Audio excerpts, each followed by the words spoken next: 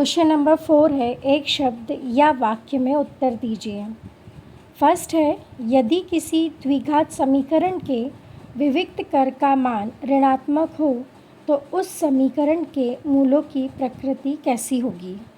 Answer है, हमें दिया गया है कि यदि d इज़ लेस देन 0 अर्थात d जो है विविक्त कर ऋणात्मक है अर्थात b square minus 4ac is less than 0, तब कोई वास्तविक मूल नहीं होता है। सेकंड है, AP 4, 6, 8 से 40 तक में पदों की संख्या बताइए। सॉल्यूशन देखते हैं। हमें AP दी गई है 4, 6, 8 से लेकर 40 तक, मतलब हमें अंतिम पद दिया हुआ है 40 और प्रथम पद A इक्वल टू है 4। D सार्वंतर निकालते हैं, second term minus first term निकाल लेते हैं। द्वितीय पद में से प्रथम पद को घटा देते हैं तो हमें मिलेगा 6 माइनस 4 इक्वल टू 2 और हमें अंतिम पद या an इक्वल टू दिया हुआ है हमें 40। अब हम an equal to a plus n minus 1d ये वाला सूत्र लेते हैं। चूँकि हमें यहाँ पर पदों की संख्या निकालनी है तो n जो है हमें फाइंड करना है, ज्ञात करना है।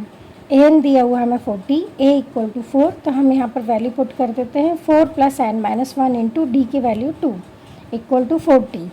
अब हम यहाँ पर प्लस 4 जो है ट्रांसफ़र कर देते हैं तो हमें प्राप्त होगा n minus 1 into 2 equal to 40 minus 4, plus 4 का माइनस 4 हो गया। अब हमें प्राप्त हुआ n minus 1 into 2 equal to 36। अब 2 जो यहाँ मल्टीप्लाई में है ट्रांसफ़र कर देते हैं तो वहाँ डिवाइड में हो जाता है, डिवाइड हो जाता है तो 36 अपॉन 2 प्राप्त होगा। तो n minus 1 equal to 36 upon 2। अब 2 से हम 36 में हम डिवाइड करते हैं तो हमें प्राप्त होता है 18, तो n माइनस 1 इक्वल टू 18 और n equal to 18 plus 1 equal to 19, अतः पदों की संख्या 19 है। थर्ड है, क्या भुजाओं 6 सेंटीमीटर, 8 सेंटीमीटर एवं 10 सेंटीमीटर से निर्मित त्रिभुज समकोण त्रिभुज होगा। सॉल्यूशन देखते हैं। यहाँ हम देख रहे हैं कि सबसे बड़ी भुजा 10 सेंटीमीटर है, तो हम यहाँ पर पाइथागोरस प्रमेय से देखते हैं कि 10 square equal to 6 square plus 8 square. 10 square equal होता है 100, 6 स्क्वायर 36 और 8 स्क्वायर 864, तो हमें प्राप्त होगा 100 इक्वल टू 36 प्लस 64 और 36 और 64 को हम प्लस करते हैं तो हमें प्राप्त होता है 100। चूँकि लेफ्ट हैंड साइड और राइट हैंड साइड दोनों ही इक्वल आते हैं तो हम देखते हैं कि पाइथागोरस प्रमेय से कर्ण का वर्ग बराबर होता है लंब का वर्ग धन आधार का वर्ग, अतः ये त्रिभुज समकोण त्रिभुज होगा। फोर्थ है, पाइथागोरस प्रमेय का कथन लिखिए।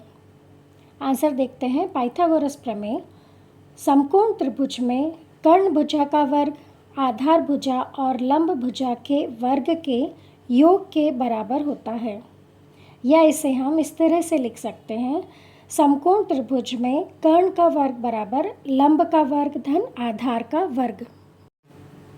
फिफ्थ है, A12 और B34 को मिलाने वाली रेखा के मध्य बिंदु के निर्देशांक क्या होंगे।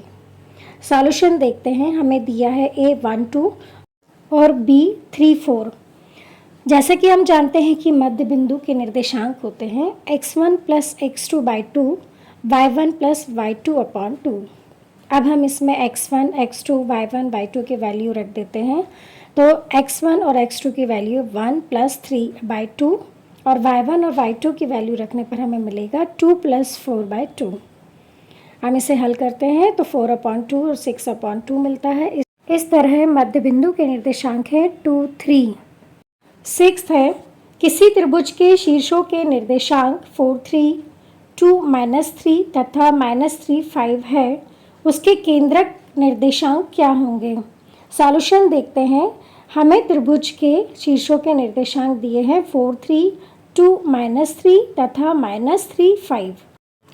केंद्रक के निर्देशांक बराबर x1 plus x2 plus x3 upon 3 और y1 plus y2 plus y3 upon 3।